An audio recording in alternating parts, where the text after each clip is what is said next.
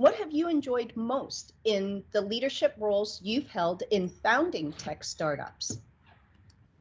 I would say the things I've enjoyed most are just the change, the figuring stuff out, the not really knowing the path forward and having to leverage the smarts of all the people around me to make it something. And, you know, you get so much gratification when you build a great product, you get your first customer, you hire great people, they're fun to work with.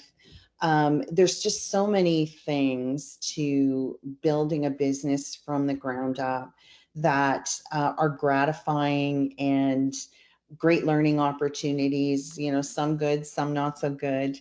Um, but there's just far too much. Every day really is a new adventure. And even now, you know, 10 years into Axonify, new things happen every week and new challenges present themselves. And it's figuring it out that is the most gratifying to me, and offering opportunities for other people to grow, learn, and excel in their careers along that same path.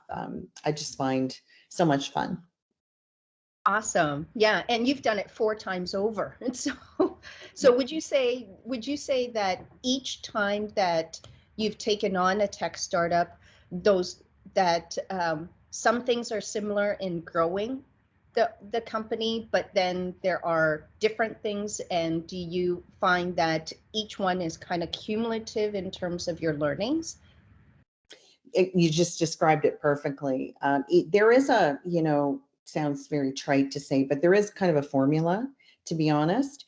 Doesn't really matter what the business is. And all of the businesses I've run have been very different in terms of the market segment, the product, the problems being solved, geography, you know, that sort of thing.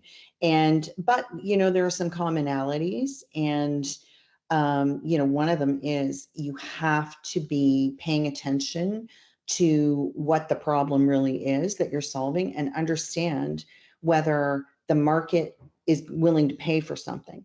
And, you know, there may be a need there that they're just not willing to pay for because what they do as an alternative solution is good enough.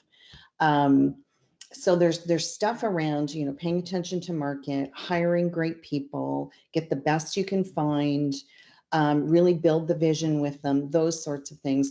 Then there are all the differences you mentioned, you know, the markets, the price points, how you build the product, all of those things. And it truly has been a continual path of learning each one so that you can make fewer mistakes the next time.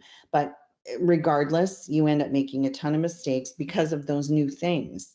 And, you know, you just learn from them and drive on. And I will say, though, now at the stage of career I'm at, it's definitely easier for me than it is for a first time entrepreneur who hasn't encountered, you know, many of those challenges before and really doesn't know quickly what to do to navigate them. Whereas if I have pattern recognition from something I've seen 4 times, I can just quickly say, nope, goes this way. This is what we're doing, and drive on to something else. Mhm. Wow, fantastic. But all sounds exciting, like the whole pathway to startup, launch, founding, and success, and then sale. Definitely super, super exciting. So awesome. Thank you. Thank you, Carol.